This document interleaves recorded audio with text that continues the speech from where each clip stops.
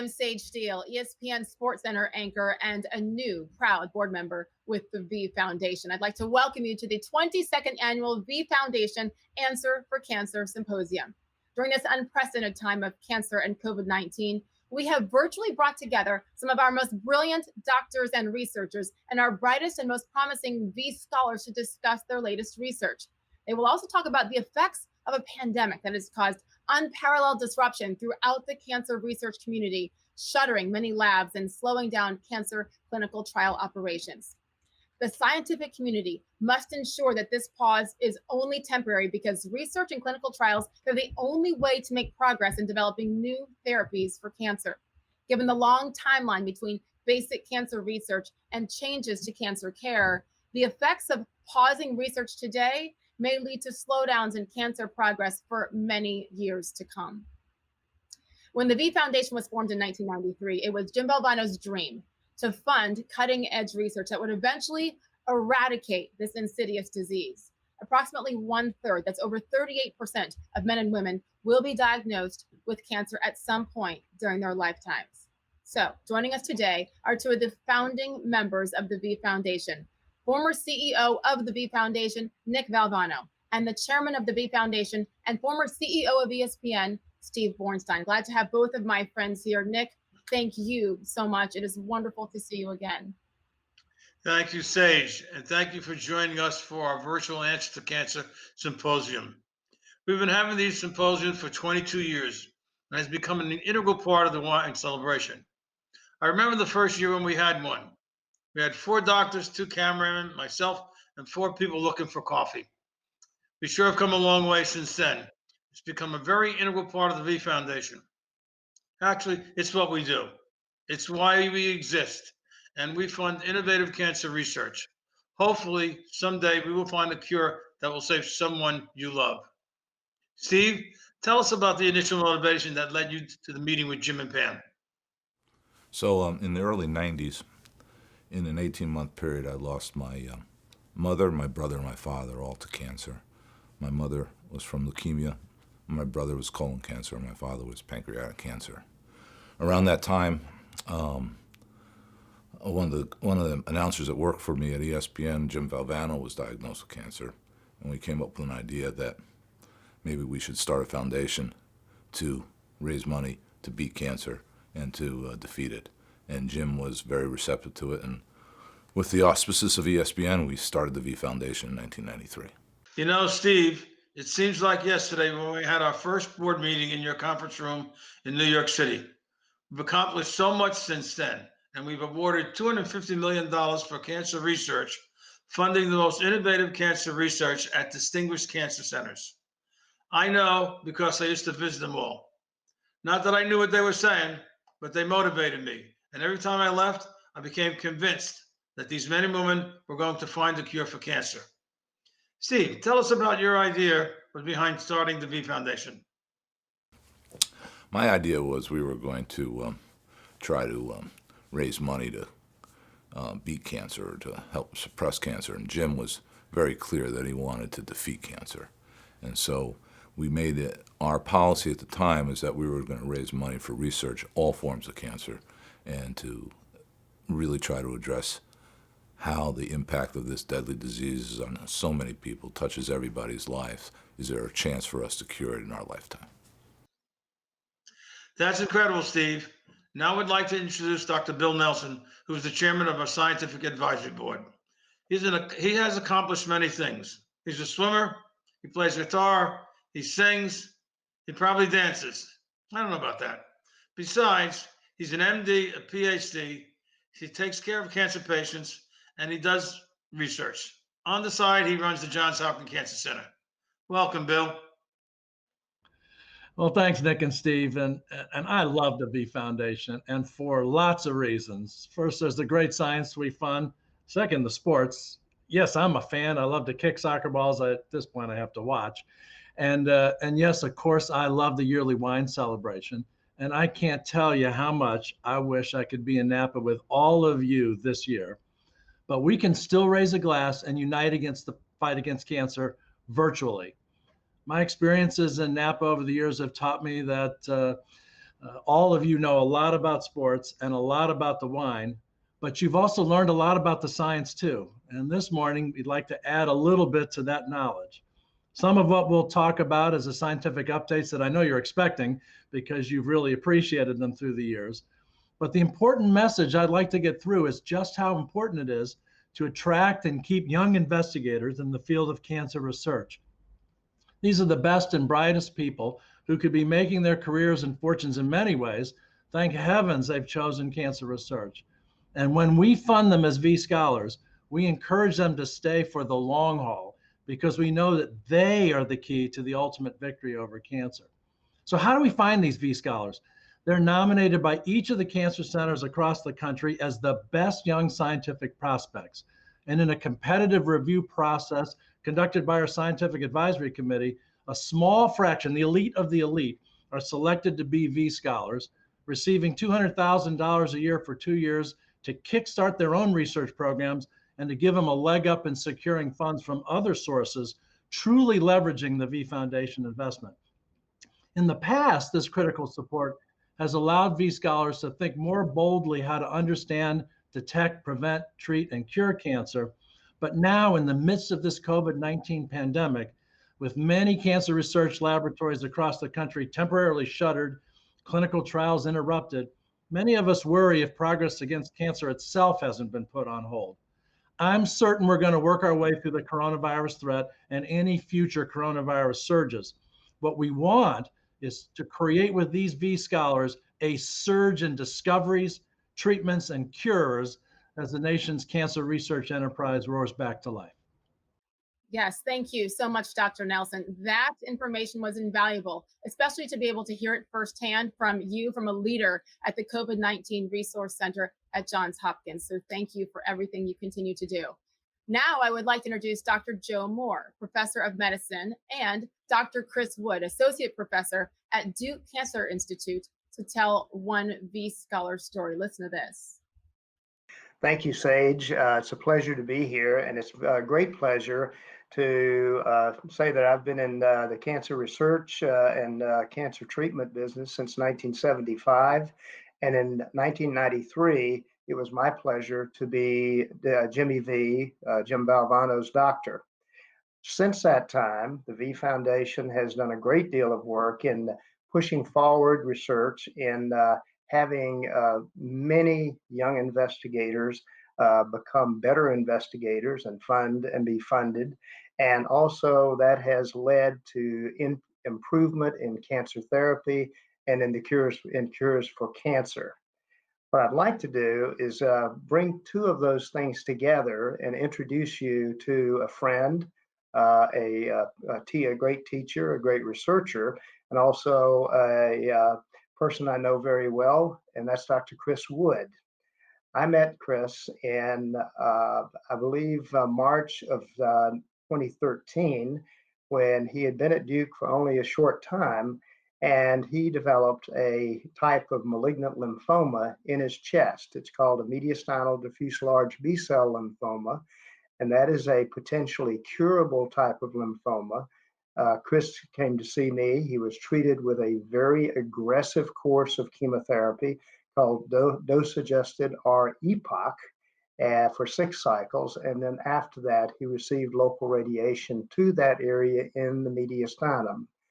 He has been treated. After treatment, he has been cured of his disease. He is now 7+ years out and is doing extraordinarily well. And amidst all of that, he became a V Scholar, which I thought was a great icing on the cake. And I want to introduce him and have him tell what he does and how that has meshed with how we treated and how he did. He did extraordinarily well, continues to do so. Chris? Okay, well, thank you very much, Dr. Moore, and it's a pleasure to be here with you today. As you said, I was a 2013 V Scholar, and I'd like maybe for a moment just to take you back to that time. So in 2013, I had just started my independent lab at Duke University as a professor after completing something like 14 years of advanced training in engineering and cancer biology. And I was finally ready to start my own independent program where I was going to have the chance to take on some of the big new ideas in cancer research that I was excited about, to take those ideas forward. I was excited about that opportunity, but I was also nervous. And one of the things that made me nervous at that time was the question of whether funding agencies would be willing to support a young investigator who had some new and kind of different ideas and who came from a little bit of a different background. Um, so around that same time, as you just alluded to, something very surprising and frightening happened to me, and that's that a few months after I started my laboratory at Duke University as a faculty member, I received a really frightening cancer diagnosis. And one of the silver linings of that experience, something that makes me smile when I talk about it, despite the fact that it was a scary time, is that through that experience, I had the good fortune to meet you, Dr. Moore, and be cared for by you, and to ultimately to achieve a cure because of my care through that you provided to me. One of the stories that I think a lot of people enjoy hearing about my experience as a V scholar, but also as a cancer patient, is one that I remember fondly, and that involved a visit that I made to your clinic for a regular checkup. This was around the time when I was actually taking intensive chemotherapy, and I'll never forget it. I came into your clinic, and I had had scans done, and you came into the office to see me, and you said that you actually had two pieces of good news for me. The first was that my scans looked great, and I was responding well to therapy. And the second was that I had been awarded a V Scholar Award, which was the first grant to support my lab's research at Duke. That award ended up having a huge impact on my career. First of all, it funded breast cancer research in my laboratory that led ultimately to discoveries that are now forming the basis of a human clinical trial. But more generally, that funding catalyzed our ability to explore several additional new avenues of research in the lab that led to really a number of other exciting discoveries concerning things like how cancers grow and regulate their growth and death processes, how cancers overcome the effects of chemotherapy treatments, and how we can leverage this understanding that comes from these studies to design new types of therapies. And today, I'm extremely gratified to say that there are now multiple clinical trials going on around the world to advance some of the discoveries that we made that were originally supported by the V Foundation. And there are also multiple biotechnology companies that have been founded to create medicines that are built around these advances.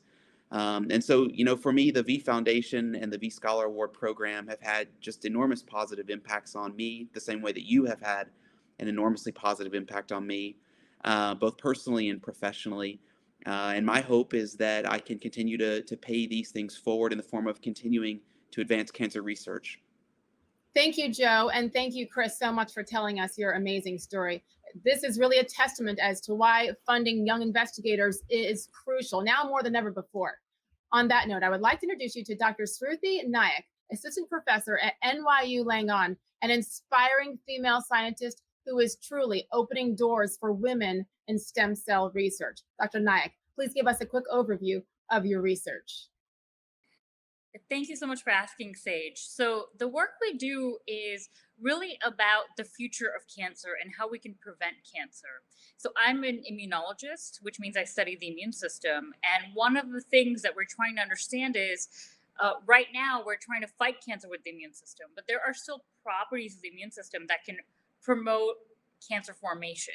So can we understand what those properties are that cause cancer to form and in fact stop it in its tracks even before it forms? And so that's sort of the dream for the future, is how do we stop cancer before it even becomes cancer? Absolutely. Dr. Nayak, I'd like to ask you though, what is it about the V Scholar Award that is so important to you personally? So I am an assistant professor, as you introduced me, and this is a really early phase of my career. And what the V Scholar Award really allows me to do is ask big, bold questions and take risks and go outside the box to solve one of the hardest puzzles of human biology, that's cancer. And so this is really, really important funding at this stage of my career to take those big risks and ask those big questions. And that brings up something that's very important to me and to the V Scholar program, and that's about funding young cancer researchers, especially women, especially people of color. Why is that so critical to discoveries? So I think diversity is very, very important when we talk about discovery. Because, as I mentioned, cancer is one of the most complex biological problems that we have faced. And we want as diverse of a group of people trying to solve this problem to get to the answer as fast as possible. So, this means bringing in people from very different backgrounds with very different training, and bringing in and keeping women and people of color and other underrepresented minorities because they bring a unique perspective, a unique value, and unique solutions to this extremely difficult problem. So there's nothing like hearing from these brilliant young people themselves, is there? I'd like to introduce you to some more V scholars and let each of them take a minute to give you a sense of just what the great brain trust is that we're building. We've asked each of them to give answers to these questions. What fundamental scientific question are you chasing after? Second, if everything works as planned, what impact will it have for cancer patients in the future? Third, give us a sense for how getting a V Scholar Award was helpful to your career. Why is it important to support V Scholars? And finally, why is it so important to fund these early career investigators now in the time of the COVID-19 pandemic? You've probably heard that almost every patient who gets diagnosed with pancreatic cancer will die of their disease. But I bet that you haven't heard that we already have a treatment that can cure some patients without surgery or long hospital stays. This treatment is called stereotactic body radiation therapy, or SBRT. It sounds really fancy because, well, it is. SBRT is an ultra high-tech approach to aim high-energy X-rays at tumors anywhere in the body to completely kill them. The catch with pancreatic tumors is that they sometimes grow very close to the intestines, which are very sensitive to radiation. Because we haven't had a way to protect the intestines from this side effect of SBRT, we haven't been able to bring this important advance to patients. So, Dr. Taniguchi, if everything works as planned, then what impact might it have for patients in the future? So when I explained this problem to the V Foundation in 2015, they gave me a grant to find an answer to this problem. And we searched into the greatest depths of cells to understand how we could kill the tumors with SBRT without damaging the nearby healthy bowels. And we eventually found an answer. We could use a medicine already in the clinic to rewire the oxygen sensing proteins in the cell. And when we did this, it puts up a protective shield that reduces damages from X-rays. And the best part is that this only worked in healthy cells and not in tumors. So this made our SBRT more effective and actually helped us cure some patients with this disease. These successes were made possible by the V Foundation. They allowed our lab to flourish and get grants from the NIH and other resources. We also work with drug companies to bring this medicine to patients, and we've started 2 clinical trials already, and we'll hopefully have the answer to whether this might lead to more lives saved from pancreatic cancer. So there is a silver lining there. That is wonderful news. Thank you for sharing that with us. And I'd like to ask you how the V Scholar Award helped you specifically with your career. Early funding from the V Foundation had a compounding effect on my career since I spent less time writing grants and more time doing innovative science, which helped our technology flourish. Timing, of course, is everything. And I'd like to ask you why it's so important to fund these early career investigators right now during this crazy time with the COVID-19 pandemic. The massive financial losses caused by the pandemic has stopped cancer research in its tracks like nothing else in history. Universities, hospitals, and even some philanthropic organizations have been very squeezed financially. And this has ended some science funding and some jobs for brilliant, brilliant people. You've heard of government bailouts for large corporations and small businesses, but there's almost nothing planned to help cancer science rebuild. When the funding stops, so does our progress against cancer. If you don't support foundations like the V Foundation, it's not crazy to think that cancer research may be permanently harmed. The V Foundation may be at its most important juncture in its history. they can continue to fund innovative scientists like me, who would have otherwise had to stop their research or possibly even lose their job.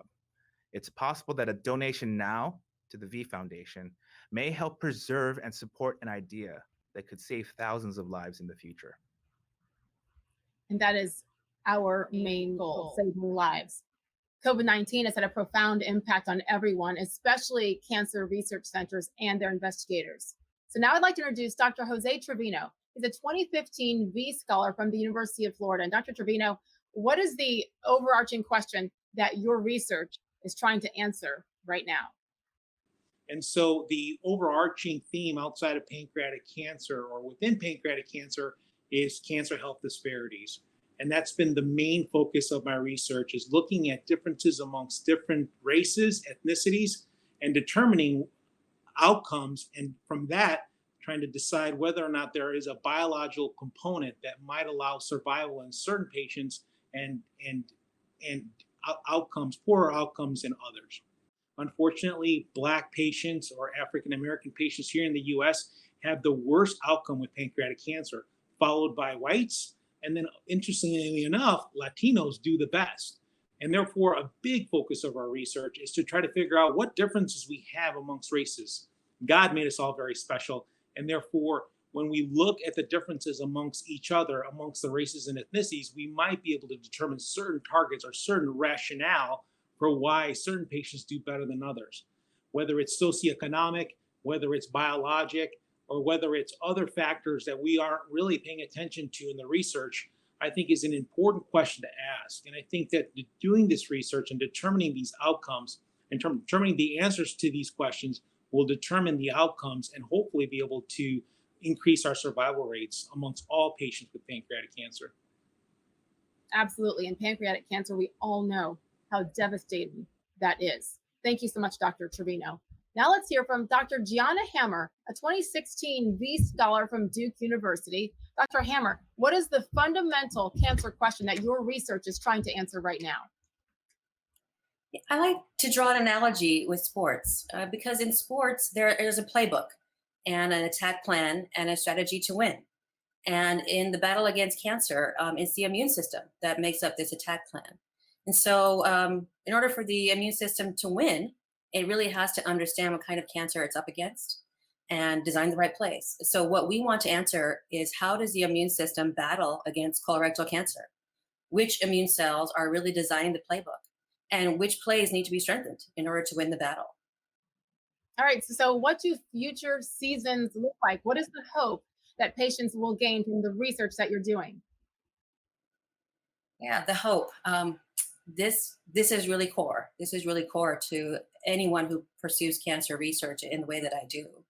So understanding who writes the playbook and what are those plays, that gives us new things to work with in terms of building new therapies, attacking cancer in different ways, making new and maybe even unexpected strides towards reaching a cure. Dr. Hammer, as heavy as all of this is, I know that there is also some excitement involved when you're making progress. What can you share with us? I think one of the most exciting and perhaps unexpected discoveries that we've made so far is realizing that cancers in the gut, such as colorectal cancer, really abide by a different set of rules as you might think are already set by cancers of the skin, for example. So the relationships between one immune cell and another is just so unique in the intestine. We wouldn't have predicted that certain cells are connected to one another and dependent on one another. These relationships we found only exist in colon tumors. And through this discovery, I think we have the fundamental understanding of deciphering how to manipulate these relationships in ways that are helpful to how the immune response wants to really attack colon tumors. Dr. Hammer, we appreciate you so much. Our strategy to win is to keep great researchers and investigators like you in the game. So don't go anywhere. Next, I'd like to introduce Dr. Bolkin Felis, a 2017 V Scholar from the Jackson Lab Cancer Center in Bar Harbor, Maine. Dr. Bolkin Felis, what is the fundamental cancer question that your research is currently trying to answer? The goal of my research is to understand how cancer treatment can cause side effects and long-term health problems in young cancer survivors. And in particular, I'm interested to know how these cancer treatments that are designed to save life can damage reproductive system and lead to infertility or premature menopause in cancer survivors. As always, this is all about hope. So, what can you tell us? What is the hope that patients will gain from the research that you're doing?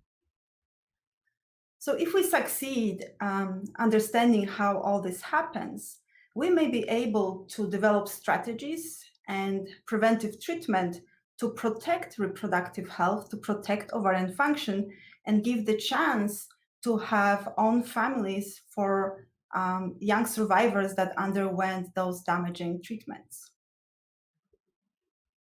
Dr. Bolkin-Felis, it's about funding and it's about timing, and especially timing right now in this COVID-19 pandemic. So can you talk about the importance of funding these early career investigators now? I hope what we've learned from the COVID pandemic is also that there is a need to fund a larger variety of research. So we are ready for the next health crisis. That could be the next pandemic or low fertility rates in our aging population. So I think this reflects that we cannot just really focus on one research area, but be ready to have basic understanding from all potential diseases. So what I'm trying to tell my trainees, what excites me, is that our research may lead to actually helping patients to have healthy families. Often we hear that cancer survivors suffer in their later life from various side effects. And one of them that is not often discussed is fertility loss. So we can imagine a young cancer survivor in her 20s that is trying to start her family, but she finds it difficult. And maybe at the time when she was undergoing cancer treatment, nobody told her that her reproductive abilities may be destroyed. And nobody told her that she could prevent that maybe by freezing her eggs or potentially other methods. So when I'm telling my trainees that all that we do, all this hard work, one day can turn out to a treatment that will help women like that to have their own biological children. I think we all know women who have suffered unable to have their own children. So this is truly wonderful news, and our prayers are that that continues to come to light. Now you're going to hear from our final two researchers, 2018 V Scholar, Dr. Daniel Lee from UVA Health System, and Dr. Jamie Spangler from the Sidney Kimmel Comprehensive Cancer Center at Johns Hopkins. Dr. Lee. Great, thank you. Well, and thanks for the opportunity to discuss what we've been doing in the lab with you guys today.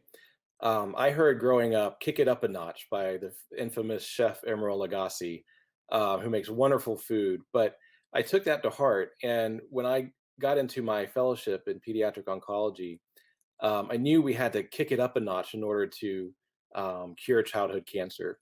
So in fact, my project I did is something called CAR T cells, which you may have heard about before. But what we did is we took the immune cells from a patient and we kicked those T cells up a bunch of notches. And in fact, we made what I think is the most powerful immunotherapy that's known to man right now. I did this for childhood leukemia before coming to UVA. And in fact, we treated the second kid in the world with a CAR T cell for leukemia. And I just saw the amazing potential that this kind of therapy had to cure really refractory and highly relapsed cancers. And so here you can see that this is a brain scan of one of the kids that I treated. And he had one of the worst leukemias I've ever seen. And it was all throughout his brain, all this bright whiteness that you see on the surface of the brain, those squiggly lines, and then inside the brain. That's all disease. And you can see that even though we gave him some of these CAR cells in his vein, they trafficked to the site of his disease in his brain and eradicated the tumor there. That was amazing. So I thought, well, if we can do that, then why can't we do that for pediatric brain tumors? Why can't we do them for pediatric brain tumors outright? That's about the time I came to UVA. And since I've been here, And with the help of the V Foundation, we've designed, engineered, and manufactured a car for the worst childhood brain tumor ever called DIPG. Every kid who's diagnosed with DIPG dies within 9 months of their initial diagnosis. That is awful. And nothing works for this disease. But our new car cures mice that have DIPG. And oh, by the way, they also cure glioblastoma, which you may have heard about. That's a brain tumor that's really bad in adults. So it works for pediatric and adult brain tumors. And we're even still looking to see if we can treat other kinds of diseases with this kind of therapy. So now we patented it, and we're going to use UVA cell production facility to take this discovery directly to the patients. I want to start a first-in-human clinical trial of these CAR T cells for kids with DIPG at the University of Virginia. It could be the first treatment ever to actually help these kids, to hopefully cure these kids. And how awesome would that be? Because without you, these kids wouldn't have a chance. Absolutely incredible. And to know that we are getting that much closer, that is priceless. That is everything. How about you, Dr. Spangler? I know that you're pushing as well. What fundamental scientific question are you chasing after right now? So I'm very interested in engineering natural proteins to do useful things as potential drugs or therapies that could activate human immune cells. And the project that I'm working on right now involves using what's called a cytokine, which is basically a protein that floats around your body and activates different immune cells that activate a response against cancer or any sort of invading pathogen. And the problem with the natural version is that it can activate both cells that will attack the pathogen as well as cells that will protect the pathogen.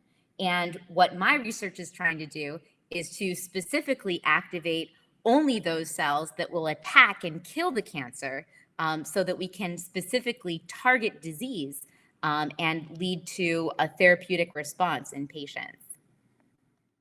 So if everything works as planned, and of course that is always the hope, Dr. Spangler, if it goes as planned, what impact might it have for patients in the future? So the beauty of this type of research is it's very general. So it's not targeted toward just one type of cancer or even just a few types of cancer.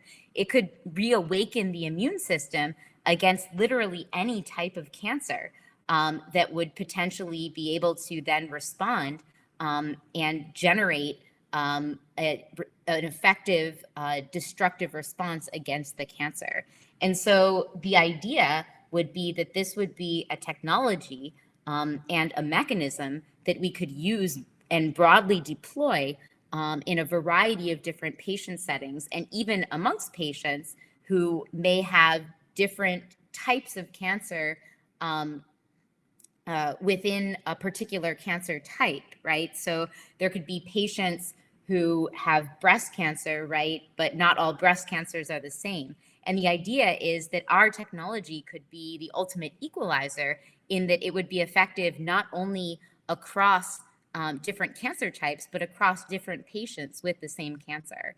And it would be also the type of therapy that would not be something that you would need to have expensive manufacturing or deployment, which can be a limitation for a lot of therapies. This would actually be a natural molecule that's already in your body that we've made a few tweaks to. And now we can actually deliver that as literally an oral medication potentially that you could take as a drug that will cure the disease.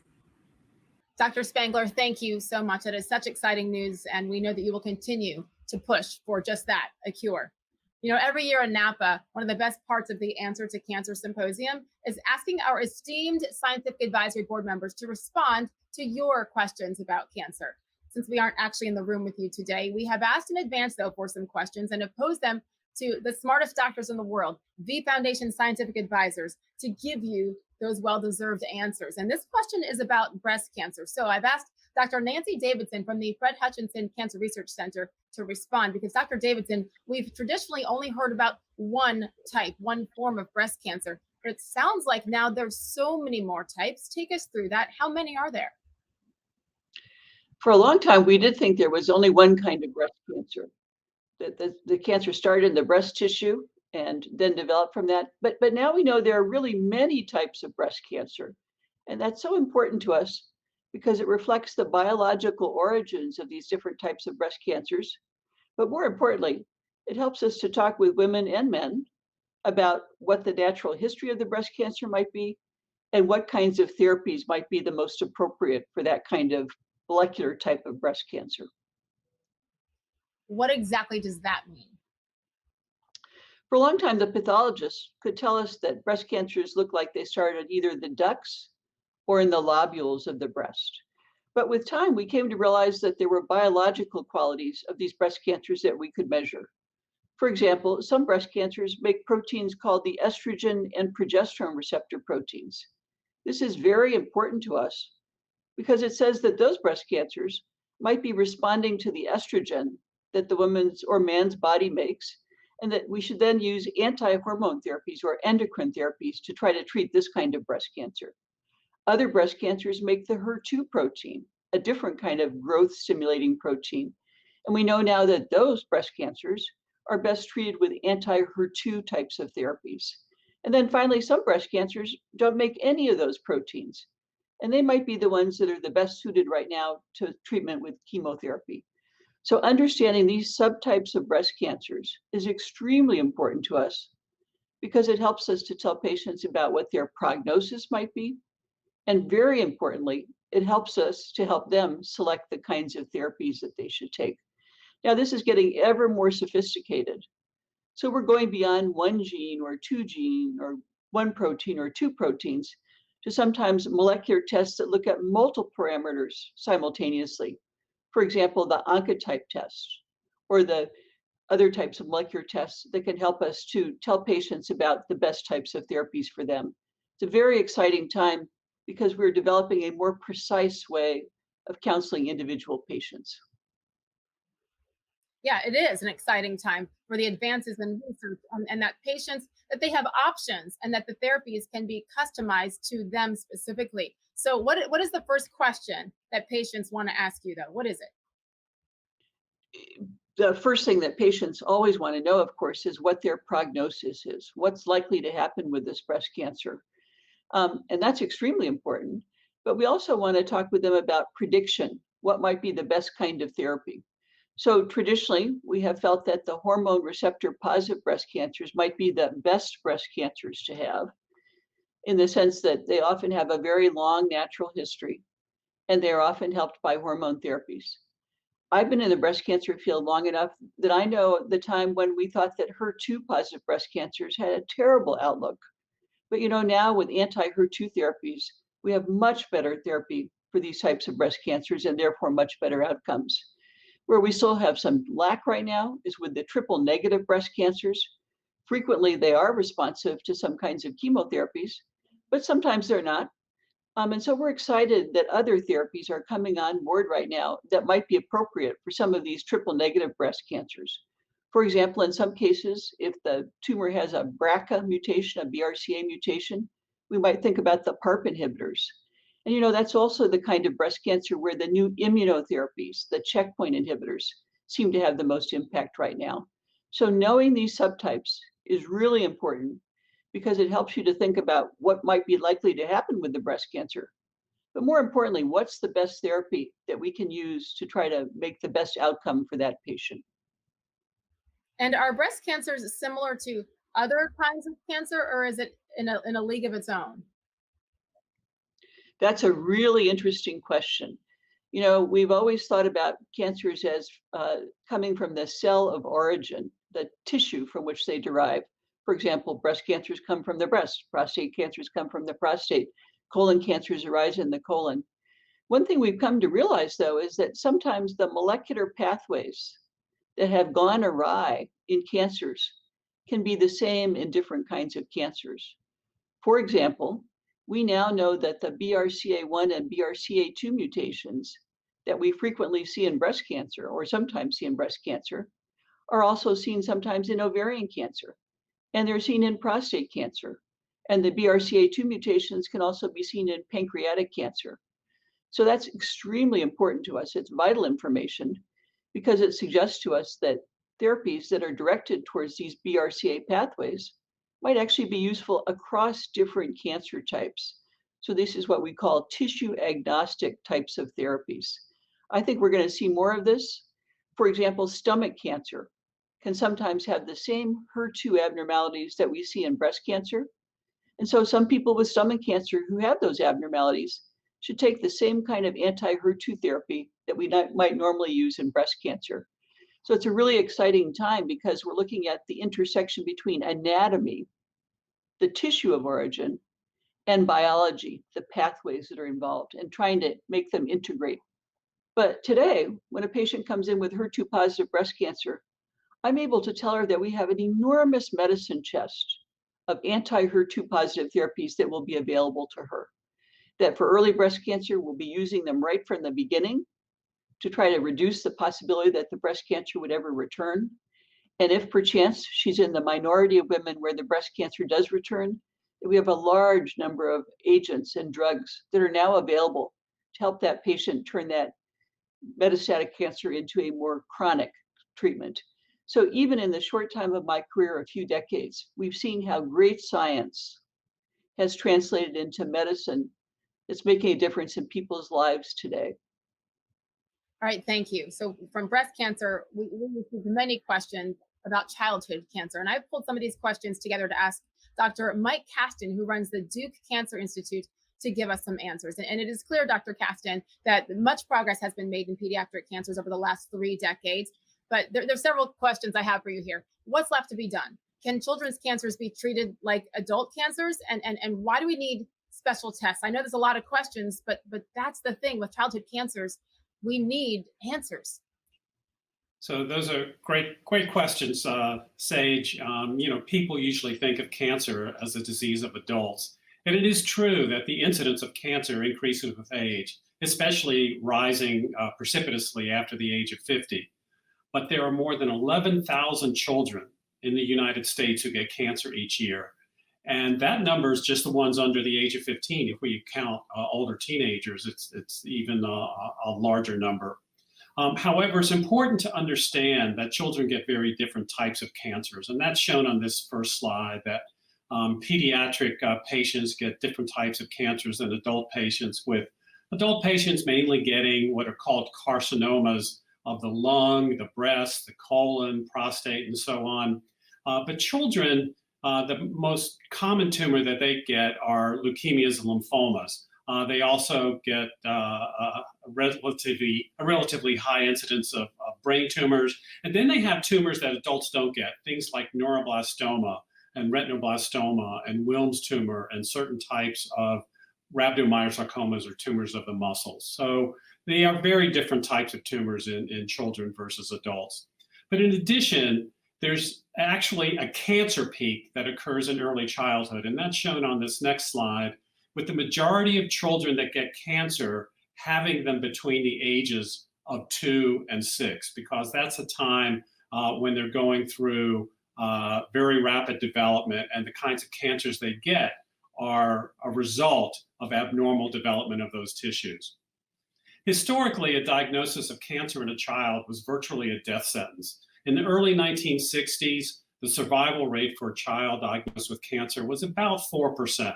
That meant that over 95% of children who were diagnosed with a cancer would die. But new successes in treating pediatric cancers in the 1960s and 1970s really were instrumental in driving the revolution that became the war on cancer.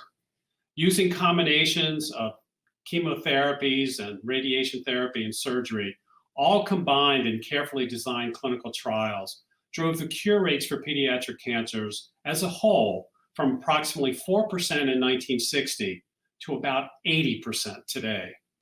However, cure rates have largely plateaued in the last 20 years, with particularly disappointing lack of improvement in patients with high-risk malignancies, especially those that metastasize to other sites. And so there's a lot that we have left to do. In addition, although we may now cure a majority of children with cancer, that is not without risk. Current therapies have significant side effects, often leading to life-altering disabilities as children grow into adults. And this includes significantly increasing chances of developing a second or third cancer as they get older. Also, survivors of childhood cancer can have significant problems with many of their organs, their heart, their lungs, their kidneys, and they have a high risk of developing diabetes down the road. So in order to change this paradigm, we desperately need new classes of therapeutics so that we can not only get back to a trajectory of improving survival of children with cancer, but also decrease the physical, emotional, and financial costs associated with the current treatment regimens that rely on standard chemotherapy, radiation therapy, and surgery. So I'd like to show a series of cartoons to sort of illustrate where we were and where we're going. And in this first cartoon, one of my favorites from Gary Larson, of cavemen looking through their hands at rocks, and he calls them early microbiologists. That illustrates where we were in 1960 with cancer. We did not have the information to even know what questions to ask about cancer. And even if we knew the questions, we didn't have the technology to answer them. But despite that, as we developed some drugs, we were able to combine them in clinical trials and have some successes in the 1960s and 1970s.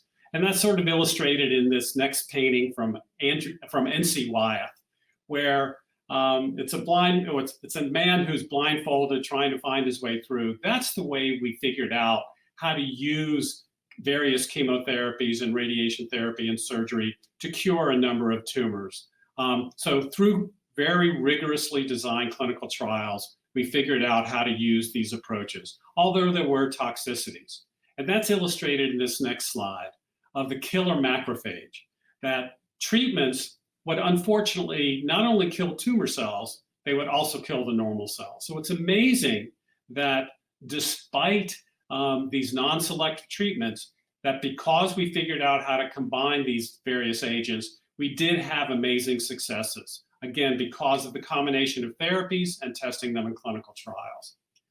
But since the 1970s and 80s, with support of the National Institutes of Health, and since the 1990s with the support of V Foundation and others, the biomedical community has learned a tremendous amount in the past 30 years about the differences between normal cells and cancer cells. And that's illustrated in this last slide that shows how treatments have progressed from radiation therapy to chemotherapy to now targeted therapies and immunotherapies that are much more selective for treating the tumor without and sparing the normal cells. So we began to develop these ways to kill the cancer cells more specifically, sparing damage to the normal cells. And this is particularly important in children who are still going through their growth phases. They're still developing, and they will live for decades after their treatments. So reducing the toxicity of treatments is even more important in children than it is in adults. In 2020, on average, over 80% of children diagnosed with a cancer will survive their disease. Our goal, with the help of the V Foundation, is to bring that up to 100%. And at the same time, make the therapies more specific so that only the tumor cells are killed by therapies, resulting in less short-term and fewer long-term toxicities. We want our children to be cured of their cancer and to go on to live happy and healthy lives for decades to come. And Dr. Kasten, because of you, I think we all truly have hope that we will someday make that happen and take care of these kids. Thank you for all that you're doing. No symposium is complete without discussing immunotherapy, and it seems like it's a recent phenomenon, but it's really not. So we are asking our resident expert, Dr. Olya Finn from the University of Pittsburgh School of Medicine, to fill us in. And Olya, many people are asking why everyone with cancer doesn't just get immunotherapy. So can you give us that big picture and then talk about CAR-T as a specific kind of immunotherapy? So it seems like a recent phenomenon, but it isn't. You're so right about that, and exactly the point I wanted to make. When our most prestigious scientific journal, Science, put immunotherapy on its cover page in December 2013 as the breakthrough of the year, my reaction was exactly that.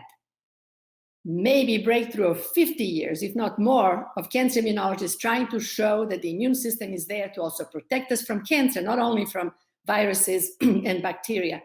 And in fact, here's the timeline, and it starts in 1890s.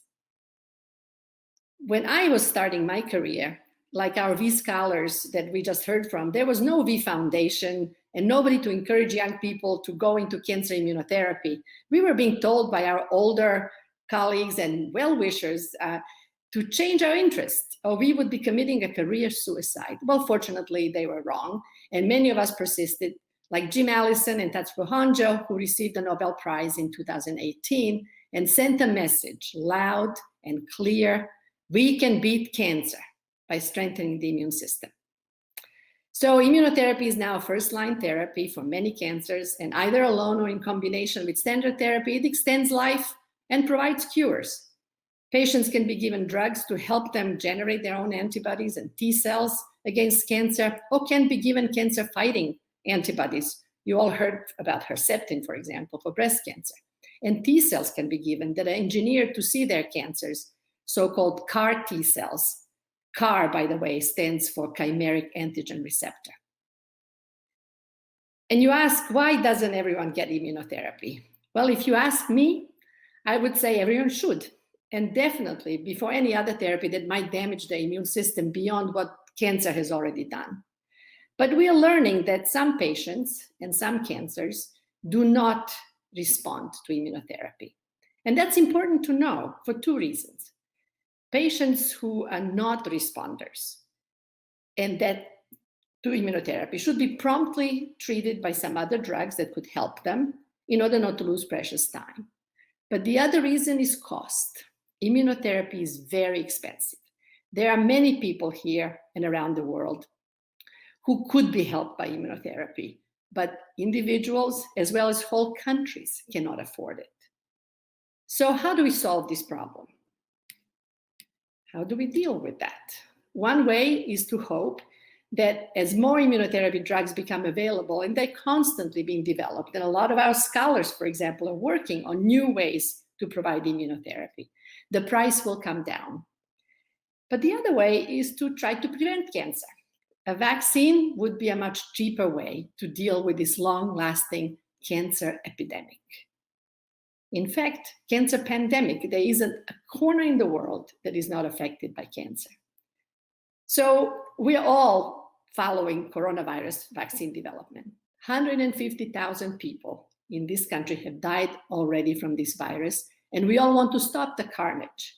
But cancer kills 600,000 people in the US every year, year after year after year. The cancer pandemic has been with us too long now.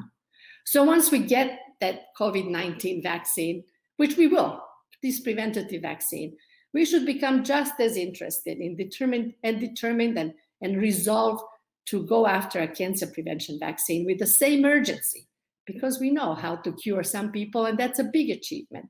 But we can try to eliminate cancer completely, and that will be an even bigger achievement. And as a cancer immunologist, I believe that cancer immunologists can give that gift to humanity. And if you're wondering how close that might be, it's much closer than it appears. See, optimism. We are so thankful for that. Thank you, Dr. Finn. And now I would like to ask a global leader in medicine and preventative oncology, Professor Funmi Olapati. Dr. O, thank you for being here. What do we know, first of all, about cancers that run in families? And then what about the change in our lifestyles, things that we can do to maybe prevent cancer or at least catch it early on?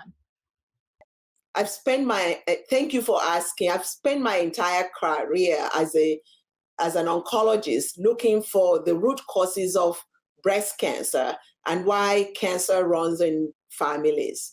And more than 2 decades ago, we found the BRCA1 gene, and then BRCA2, and now many more genes that we're characterizing that predispose individuals to breast cancer, ovarian cancer, colon cancer.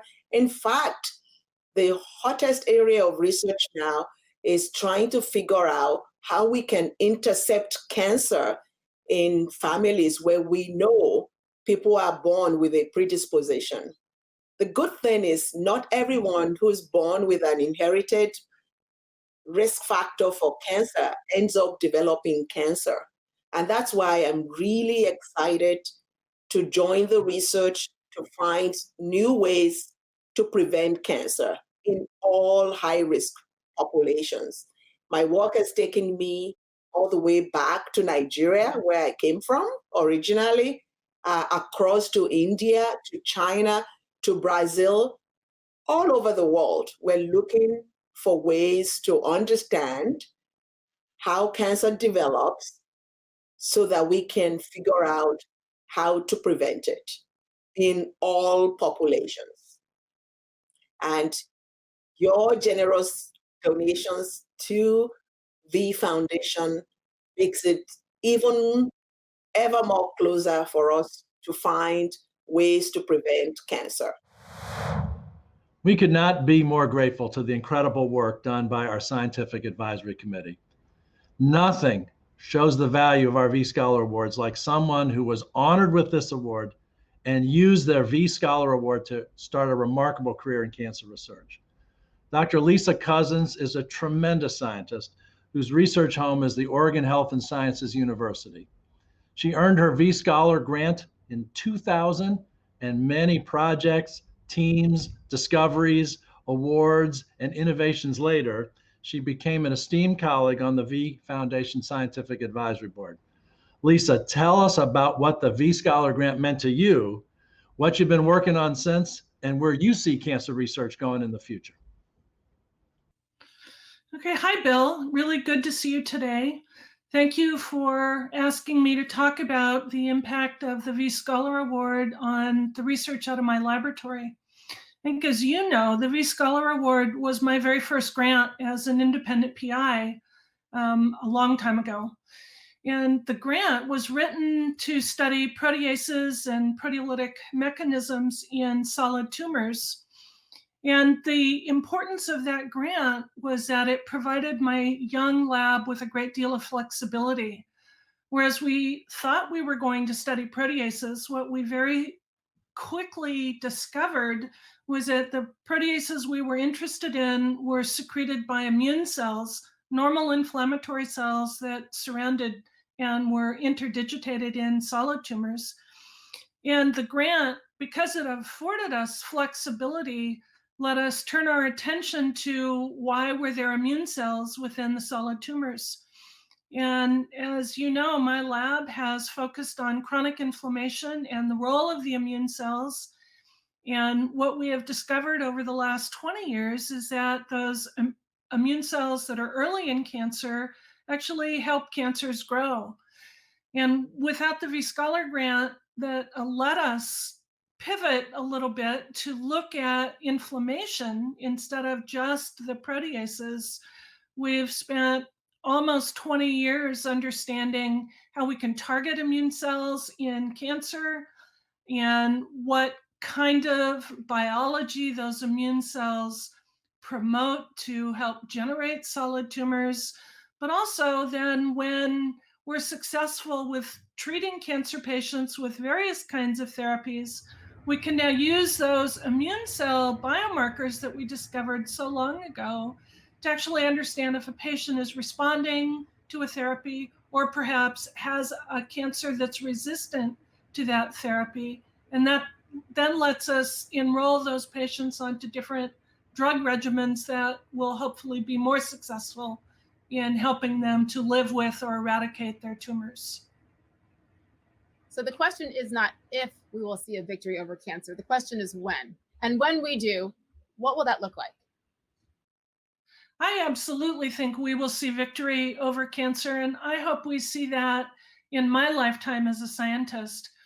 The revolutions in the last 5 years with just targeted immune therapy has completely changed the name of the game, in that we now have long-term survivors of patients that were initially diagnosed with malignant metastatic melanoma. Used to be just a 6 month to 1 year survival outcomes. These people are now living, when they respond to these immune therapies, they're living 5 and 10 years out. So that is just frankly remarkable. But what we need to be able to do is expand that out to all different types of tumors. And where the victory will be is understanding personalized medicine so we can treat each patient's tumor individually so that we know how or who will respond to what therapies, how we can leverage in targeted immune therapy and enable people to live with cancer as opposed to die with cancer. Dr. Cousins, I have to say, as someone whose father is battling cancer, living with cancer, that is something that is music to our ears. So thank you for all that you do there. I mean, with everything going on though right now in the world currently, the COVID-19 pandemic, how has that affected cancer research, and why, in your mind, is it important now, maybe more so than ever before, to support cancer research? Yeah, the last 4 months of research in North America, but internationally, has really ground to a halt, except for those laboratories that were doing active COVID-19 related research to identify targets for vaccine development. For most of us cancer researchers, the biggest impact has been, well, first, an inability to be in our labs doing research. And the ability to maintain momentum. As a chair, in addition to having my own laboratory and overseeing my own trainees, I'm responsible for an entire faculty of junior scientists, people that have just started their own labs. My career, I can survive this. I've established my relationships. I have my camaraderies. My lab will be fine.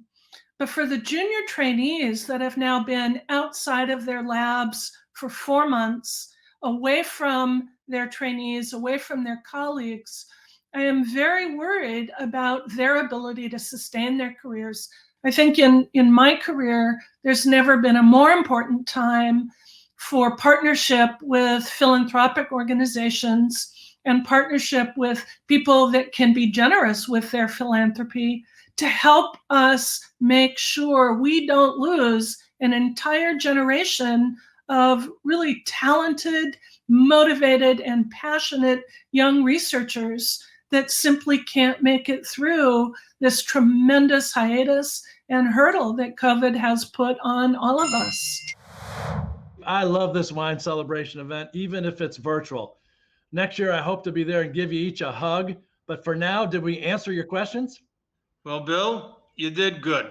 You didn't answer them all, but we'll get some of them next year. But what on a serious note I'd like to say is over these years, I've never gained more respect for all of our scientific advisory board and all the scientists for what they do. You know, I'm often asked, what would Jim say? How the hell I know? I don't think Jim knew what he was saying half the time. But I will tell you this. I know he would be happy. I know he'd be grateful. And after thinking about it, he'd probably say, what's taking you guys so long?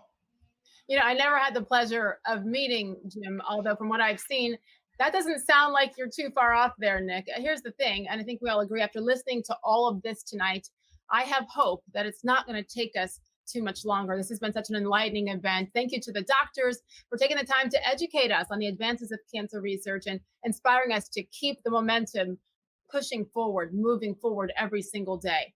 Now it is time for our audience to weigh in. And I think that is so important because the audience always has questions for our doctors. And if you're thinking of them, please drop them in the comments below.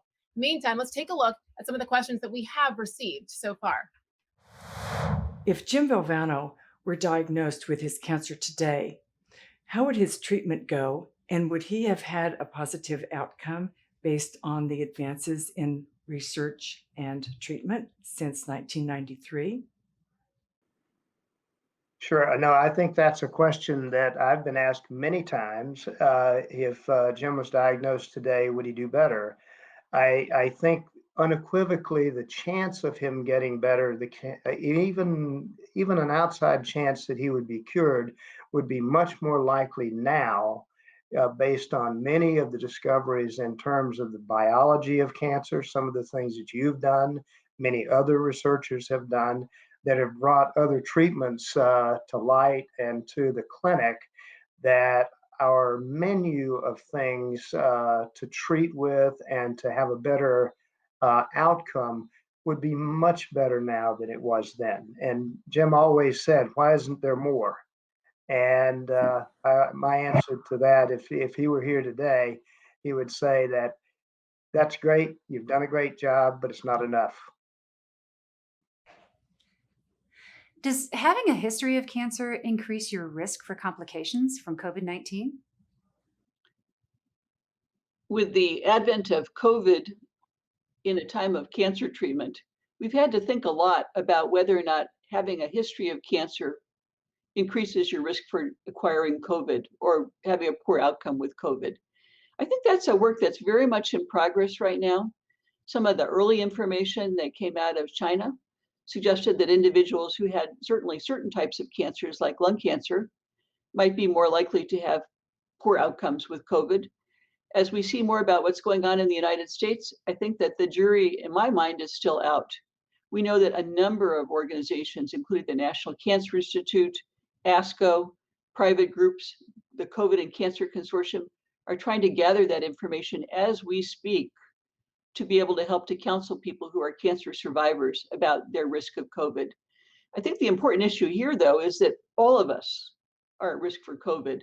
And so every single one of us should be taking all of the precautions with regard to hand hygiene, with regard to physical distancing, with regard to all the safety issues that have been recommended for all of us. So nobody is immune to COVID. If a person is about to start cancer therapy, should they consider postponing treatment due to COVID-19? What if the cancer patient has been infected with COVID-19? So I think in these cases, hospitals have taken a lot of precautions and have very stringent guidelines for whether you should go ahead and get therapy for your cancer treatment or be cautious of your COVID and get COVID therapy under control. When there was so I'm from New York, when there was a peak of COVID in New York City, elective surgeries were put on hold because the risk to the patient is so high of getting COVID. So I really suggest that you go with your hospital guidelines and your doctor's guidelines because they have your best interest in mind. And they also understand the data and the dangers that are current to your area, your location, and in terms of COVID cases that are currently ongoing and your specific therapeutic needs. Does having received chemotherapy or radiation in the past raise your risk of getting COVID-19 or having a more serious course of the illness? All cancer patients are at an increased risk of side effects from COVID-19. If you've had chemotherapy or radiation in the past, you could be at increased risk of bad side effects from COVID and possibly even death. But it is largely dependent upon how recently you've had your chemotherapy or radiation. As you know, those treatments can suppress your immune responses and may make it more difficult to fight off the virus. So I would highly recommend that you speak with your oncologist and local primary care doctors to get more specific answers to your specific situation. How has COVID-19 affected clinical trials in your area? Because this is a very highly contagious virus, because COVID-19 is a very highly contagious virus, clinical trials were put on pause at many institutions, particularly in New York, where there was a huge peak in COVID cases. And this was really to protect patients from exposure to sort of this viral infection. And now as New York numbers are coming down and we've really flattened the curve, we're wearing masks, and following sort of public health guidelines, those trials are coming back online because the risk to the patients is much, much lower, and people are sort of following public health mandates. So that's how our city and our institutions in this city have responded to COVID-19 to best protect cancer patients. I know this is very far reaching, but when are we going to get a cure for cancer? We already do have a cure for cancer. What we have is a cure for a cancer, because cancer is not one disease. Cancer is many diseases. And so So we are slowly marching through various different cancers and trying to get the cure. And then I always say, of course, but wouldn't it be nice if we didn't have to deal with that incredible variety, but prevent them all to begin with? What are the causes of cancer in both children and adults? Virtually every cancer is caused by a combination of your genetics and your exposures. And in children, the genetics is more important. In adults, probably the exposures are more important, such as smoking or high-fat diet or other things that contribute to certain types of adult cancers. In children, it's always hard to pinpoint. And it's clear that genetics plays a more important role in the development of childhood cancers. With the world we live in now with COVID-19 pandemic, why now more than ever is it important to continue to keep funding young cancer researchers? So COVID-19, oh my gosh, what a shock was that. You know, we were turning away in the lab, producing a lot of data and moving along very quickly, and then all of a sudden COVID hit. And unfortunately, like everybody else across the country, we had to shut down. That meant our experiments stopped. You know, and we lost 3 months, at least at this point with that. But we're losing a lot more than that because it takes time. Even we can get back in the lab tomorrow, it takes time to rebuild the progress that we were at, to get back on track. So 3 months, a delay is really more like 6 months delay. So you can pretty much double almost any time out of the lab because it takes just that much more time to get the experiments back up and running. But the clock still ticks, right? Kids are still getting cancer, but the discoveries have stopped cold turkey. So we need to invest even more now than we did before in order to try to catch up, to make up for that extra lost time and to get those discoveries back on track. Well, COVID has us all shut down or shut off temporarily. But as you know, people are battling against cancer still today and tomorrow. And Jimmy V and the V Foundation tell us to never give up. And nobody understands this more than early career scientists such as myself. We want to succeed. We want to make a mark. We want to continue. We want to do something that's important. And that's what is, I think, so important for funding early career scientists at this time. What can we do to prevent cancer? Yeah, so when I first started my career, I was hunting for the gene that predisposed to melanoma, only to discover that even if you were born with a gene that predisposed to melanoma, if you didn't spend a lot of time in the sun, you were not likely to get melanoma. So it's really important for us to know that there's some modifiable lifestyle risk factors that we have identified. We know that excessive alcohol increases your risk for cancer. And we know that eating too much, and we all do sometimes, can make you gain excessive weight. And obesity is a very important risk factor for cancer. So in my work, I've really emphasized prevention because I was taught in medical school that prevention is better than cure. So let's all go out there, have fun, eat and drink in moderation, and then avoid excessive sun exposure. All those things really help us reduce the risk of cancer. And by the way, did I say tobacco? Smoking is a very important risk factor for cancer, and we can all do better by not picking up that cigarette. When looking at cancers, can we reduce cancers to a set of common traits? That's a great question. I think that reducing cancers to some common traits is incredibly important, right? And when you look at patients who have a certain subset of cancers, and if you can extend that into other cancers, the therapeutics development can be amazing. I mean, you develop one drug and you're able to tackle 3, 4, 5 different types of cancers. And so I think that's an incredible opportunity.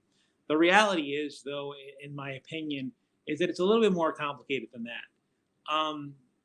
as I've matured more as a researcher and as an oncologist, I recognize that outcomes are different amongst not only different cancers, but different patients. And so the complexity gets further and further. But we need to understand that complexity to really be able to develop the therapeutics that are necessary.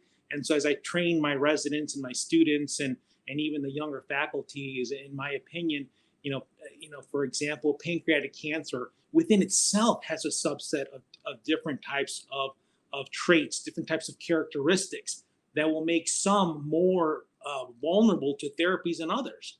And I think that knowing that, and I think that getting deeper and deeper into that allows us to understand this. What about probiotics in our diet? Can they help us fight cancer? Of course, I don't have these answers, but I do get that question, and it's reasonable because the intestine is home to trillions and trillions of bacteria. So what I will say is that there's really no way to separate diet and its impact on the bugs and bacteria that live inside of us. And while there may not be one true cure that you can gobble down and cure anything, it certainly can't hurt to think about supporting communities in your body that are linked to doing good things. Can you cover why immunotherapy has become the hot button when people are talking about cancer treatment? So the thing about cancer and what makes it so pernicious is that it's your body's own natural cells going haywire, right? Essentially getting out of control. And so the idea that we can actually use the body's natural immune response, right? Something that we already have inside of us, and activate that to control and counter the disease just brings a whole new perspective onto the cancer therapeutic landscape. Rather than trying to fight against cancer and fight against this non-natural enemy, we can actually use something that we already naturally have built in to go to war against this unregulated version of our natural cells. What are the most exciting new therapeutic developments in cancer research today? One of the answers that I often give to people is reflective of my own belief, and that is that there isn't one answer. There are certainly there are so many different therapeutic modalities that are being developed right now that are showing promising activity in different contexts, and I think ultimately what this speaks to is the idea that the fight against cancer and the curing cancer is going to be require a multi-pronged effort. And what's really exciting is that we're making such extraordinary advances really across the gamut, from diagnosis to biology to therapy, whether it's direct therapy, targeted therapies or immune therapies or other types of modalities. And I think that's something that I always try to convey to people. If there's something to be excited about, it's that we're not just relying, I think, on one type of advance. It's that we're making advances on so many different fronts. Chris, I think you hit on something else that's very important in terms of our ability to diagnose. We always called Jim's cancer unknown primary. We did not know where it came from for sure. We had ideas, but this was prior to PET scans, prior to some of the things that we can do now, pathologically to identify, and by identifying better, to be better able to craft treatment and to craft treatment that would specifically be targeting his particular cancer. And many of those things just simply weren't available at that time, but due to research, much of that has come around since then. And I think we would be better both in terms of diagnostics, but also therapy as well. Mm-hmm. And that brings up an interesting point that that I mentioned. So, I started doing cancer research in the early 2000s as a graduate student. And I can tell you that the papers that were written in the early 2000s, not that long ago, almost feel like the Stone Age compared to what we understand now. The pace of advances in our understanding of cancer biology and genetics is just mind-blowing. And so I think that's, it takes time for those scientific advances to be translated into clinical advances. But they certainly are a positive sign for the future.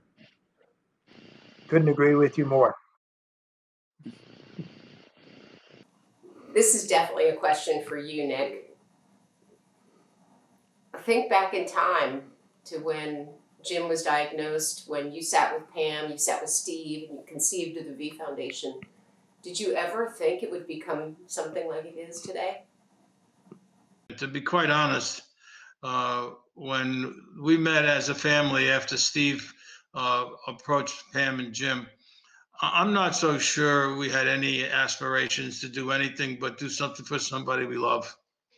And what happened is the number of friends, associates, family members, corporations that took up Jim's fight was awesome. And the number of people who have volunteered every year for 27 years, giving up their time and obviously their money and their talents.